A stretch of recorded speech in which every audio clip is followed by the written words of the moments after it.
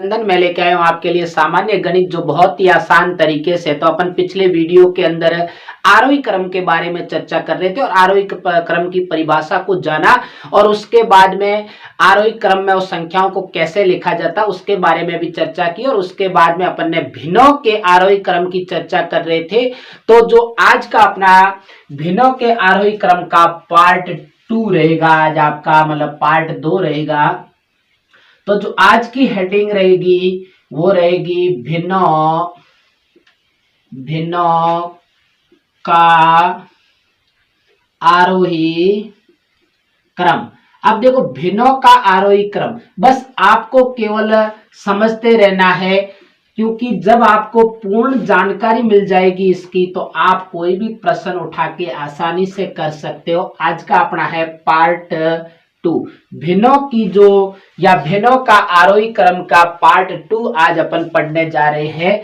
तो पार्ट 2 अब देखिए अपने पास में कोई भी संख्या आ सकती है, क्योंकि अब मैं आपको 2 उदाहरण करवाऊंगा पार्ट 2 का। कल अपन ने इसके जो भिन्नों के आरोही क्रम के अंदर 2 टाइप पढ़ चुके से, कौन कौन सी पढ़ चुके थे कि उसके बारे में भी अपन चर्चा कर रहे हैं कि ऐसी भिन्न के बारे में मैंने पहले भी आपको बताया था कि भिन्न कैसे लिखा जाता है। भिन्न बराबर होता है अंश बट्टे हर। कैसे होता है? अंश बट्टे हर।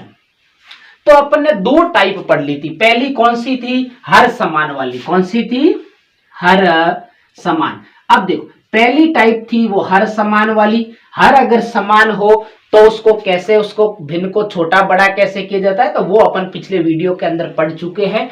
और दूसरी सेकंड अंश समान होने पर, दी गई भिन्नों का अंश समान होने पर, ये दोनों चर्चा अपन कर चुके। लेकिन जो आज अपन पढ़ने जा रहे हैं वो कौन सी पढ़ने जा रहे हैं? तीसरी टाइप पढ़ने जा रहे हैं। कौन सी टाइप पढ़ने जा रहे हैं? तीसरी। अब देखो तीसरी टाइप में क्या है, मैं पहले आपके लिए उदाहरण प्रस्तुत कर रहा हूं आपके सामने। देखिए उदाहरण नंबर 1 और उदाहरण नंबर 2, क्योंकि ये कोई जरूरी नहीं है कि आपके सामने हर समान हो या अंश समान हो, भिन्न तो कोई भी आ सकती है। तो जैसे कि आपके सामने आ गई 1/2 कोमा 3/4 कोमा 5/6 कोमा 7/8, ये आपके सामने एक भिन्न आ गई है। भिन्न इनको कौन से क्रम में लिखना है? आरोही क्रम में लिखो। कौन से क्रम में लिखना है? आरोही क्रम में लिखो।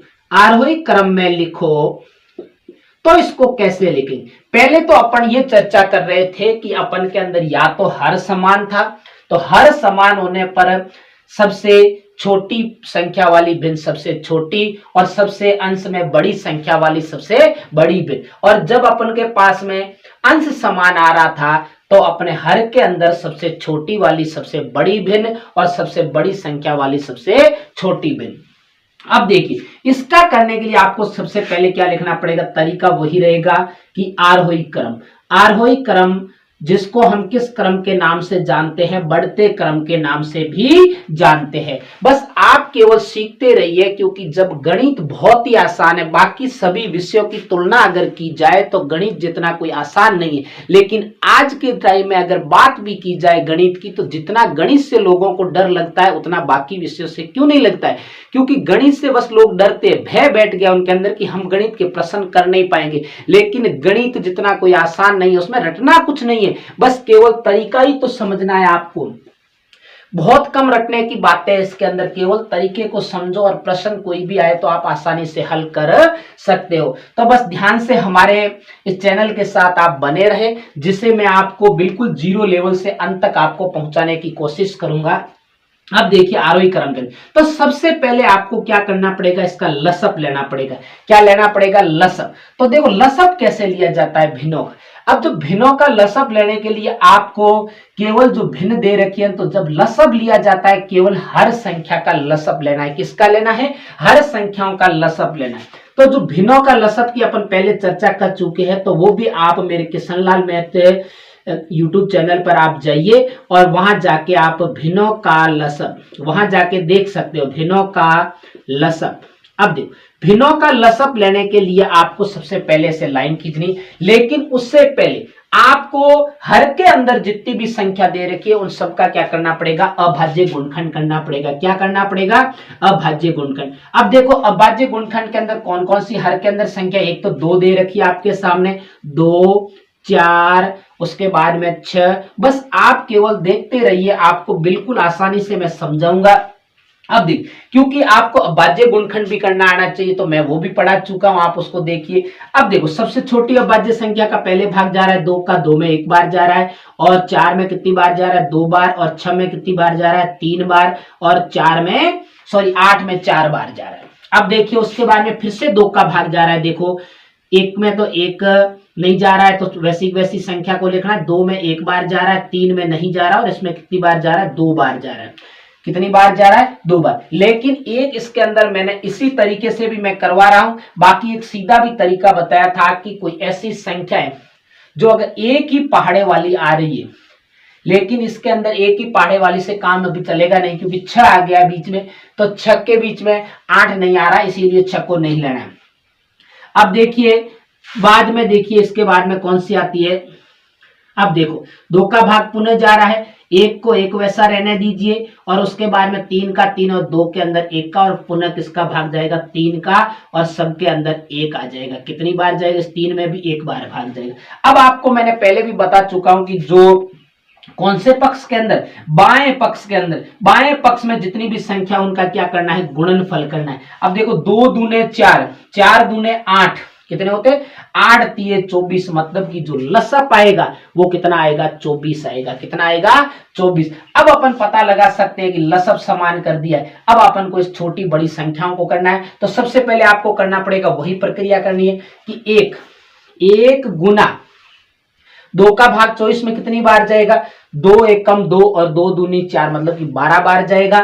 उसके बाद में देखिए कोमा, आपको ये होने के बाद में 3 लेना है, कोमा लगाना है, बस इसके बीच में भी कोमा है, तो 3 गुना। अब देखो 3 के गुना 4 का भाग 24 में कितनी बार, 8, कितनी बार भाग जाएगा, 4 का भाग 24 के अंदर 6 चौके 24, मतलब कि 6 बार जाएगा। कितनी बार जाएगा, 6 बार। और उसके बाद में 5 लगाना है, और उसके बाद में गुना। अब देखिए 6 का भाग 24 में कितने, 6 चौके 24, मतलब कि 4 बार भाग जाएगा। फिर से कोमा, और 7, और 8 का भाग भी 24 में कितनी बार जाएगा, तो 8 तिये 24, कितना होता है, 8 तिये 24। अब देखो आपको संख्याओं को सरल करना है, तो इन दोनों का गुणनफल करने पर आपको संख्या कौन सी प्राप्त होगी। अब देखिए 1 का 12 से गुना करोगे तो 12, कोमा 3 का 6 से करोगे तो 6 तिये 18, कोमा, उसके बाद में 5 चौके 20, गुणा करना है, बस कोमा लगाते रहिए, और 7 तिये 21। अब आपको इसी क्रम में चलना है। अब यही क्रम आपको इसके अंदर फिट करना है। अब आपको पता है कि अगर हर समान करने के बाद में लसअप लेके हर समान कर लिया, अब आपको ऊपर की वाली संख्या सबसे छोटी संख्या सबसे छोटी कहलाती है, और सबसे बड़ी संख्या हर वाली अंश वाली आपकी सबसे बड़ी संख्या कहलाएगी। अब देखिए सबसे छोटी इनमें से कौन सी है, 12। इसका मतलब जो 1/2, 12 पहली भिन्न का है, तो 1/2 सबसे छोटी भिन्न है। तो कौन सी भिन्न है, 1/2। उसके बाद में कौन सी है, देखो 18, कौन सा आ रहा है, 18। तो उसके बाद में 3/4, और उसके बाद में कौन सी भिन्न आ रही है, 20। इसका मतलब 5/6, ये भी भिन्न है। देखो उदाहरण अपन कोई सा भी ले सकते हैं, लेकिन अपन को तरीका पता होना चाहिए। और लास्ट है 21, सबसे बड़ी जो अंश वाली संख्या 21 है, इसका मतलब सबसे बड़ी भिन्न होगी 7/8। कौन सी होगी, 7/8। तो ये कौन सा क्रम हो गया, आरोही क्रम। आपको जब कोई भी संख्या का तरीका अगर ट्रिक कोई काम ना करे, तो थर्ड ट्रिक के द्वारा आपको करना पड़ेगा, सबसे पहले भिन्नों का लसअप लेना पड़ेगा,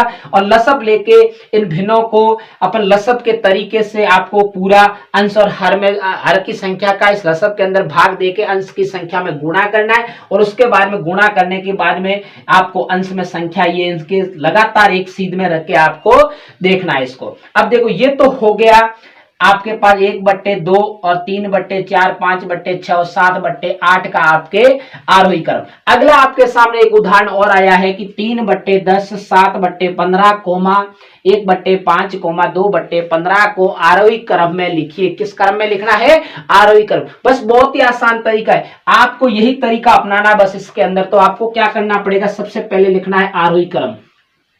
क्या लिखना है, आरोही क्रम। तो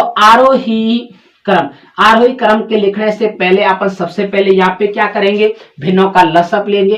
क्या लेंगे, क्योंकि हर समान नहीं है ना, न अंश समान है, तो भिन्नों का लसअप, भिन्नों का लसअप। तो भिन्नों का लसअप उससे करने से पहले आपको क्या करना पड़ेगा, अभाज्य गुणनखंड करना पड़ेगा। हर वाली संख्याओं का अभाज्य गुणनखंड करना है। हर में जितनी भी संख्या दे रखी है उसको यहां बिठा दो, या 10 या 15 और यहाँ 5 और यहाँ वापस 15, कोई भी संख्या आ सकती है। अब देखो 2 का भाग क्या जा रहा है, बिल्कुल 2 का भाग जा रहा है। कितनी बार जा रहा है, अब देखिए इसमें 5 बार जा रहा है। 5 दूने 10, 15 में भी नहीं जा रहा है, 5 में भी नहीं जा रहा है और इस 15 में भी नहीं जा रहा है। उसके बाद में 2 का तो भाग नहीं जा रहा है, 2 का नहीं जा रहा है ना, तो आपको 3 का भाग देना है, क्योंकि 3 का भाग 5 में तो नहीं जा रहा है। वैसी संख्या 15 में जा रहा है 5 बार, ये 5 में नहीं जा रहा और इस 15 में 5 बार जा रहा है। और वापस पुनः आपके 5 का भाग सबके अंदर कितनी बार जाएगा, एक बार जाएगा। कितनी बार जाएगा, एक बार। अब आपको इसका लसअप लेने के लिए आपको क्या करना पड़ेगा, लसअप लेने के लिए आपको बस बाएं पक्ष का गुणनफल, तो 5 दूने 10, 10 को 3 से गुणा करोगे तो 10 ये 30, मतलब कि जो लसअप आया है वो कितना आया है, 30। कितना आया है, 30। अब वापस वही प्रक्रिया करनी है आपको, बस यहां से भिन्न का अंश लेना है। इस अंश पहले वाली भिन्न को अंश के अंदर, हर के अंदर कौन सी संख्या, 10, 10 का भाग 30 में दीजिए, कितनी बार जाता है, 3 बार जाता है।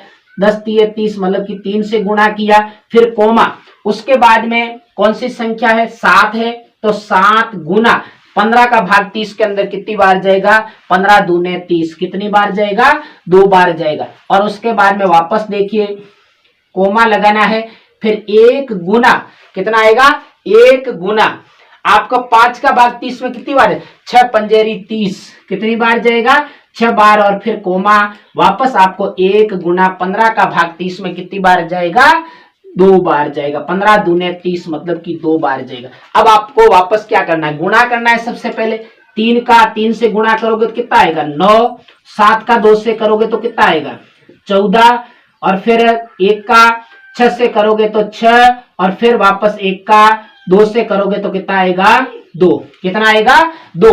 अब देखिए आपके सामने जो संख्या आई है वो समान भिन्न देखनी है, मतलब कि जो पहली संख्या 3/10 की है, दूसरी संख्या 7/15 की, तीसरी जो है 1/5 की, और चौथी कौन सी है, 2/15 की। अब देखिए सबसे पहले सबसे छोटी संख्या कौन सी है, इधर देखो 2, इसका मतलब 2/15। सबसे जो अगर छोटी की बात की जाए तो कौन सी होगी, 2/15 भिन्न। तो आपको सबसे पहले लिखना है 2/15, फिर छोटा है का आपको क्या लगाना है, चिन्ह लगाना है। और उसके बाद में आपको उससे अगली बड़ी उसके कौन सी संख्या है, 2 के बाद 6 वाली, इसका मतलब जो ये भिन्न कौन सी, 1/5, तो आपको यहां लिखना पड़ेगा 1/5।